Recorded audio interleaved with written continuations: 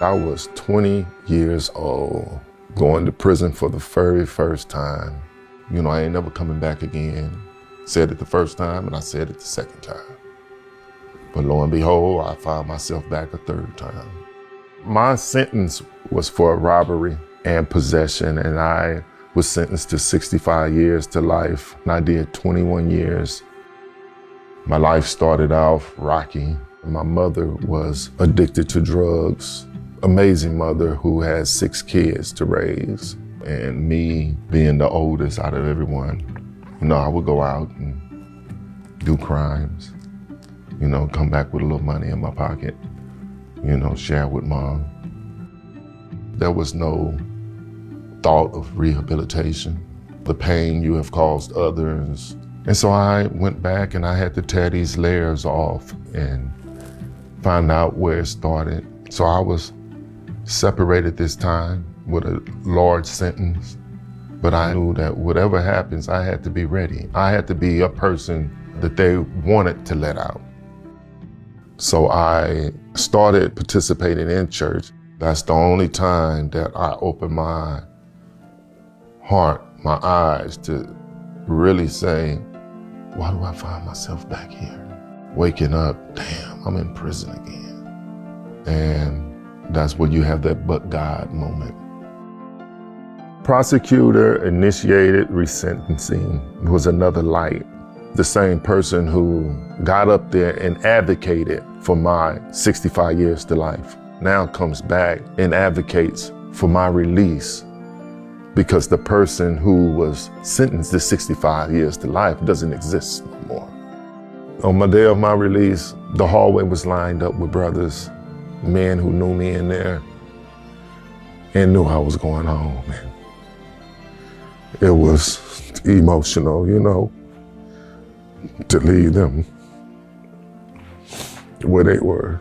But I was coming home to be somebody, to do something, to make a difference.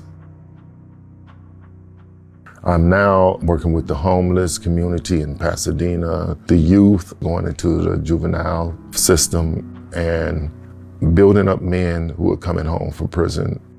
I've known Alwin for over 10 years, and we were both serving life sentences, so neither one of us really had assurance that we would ever be free.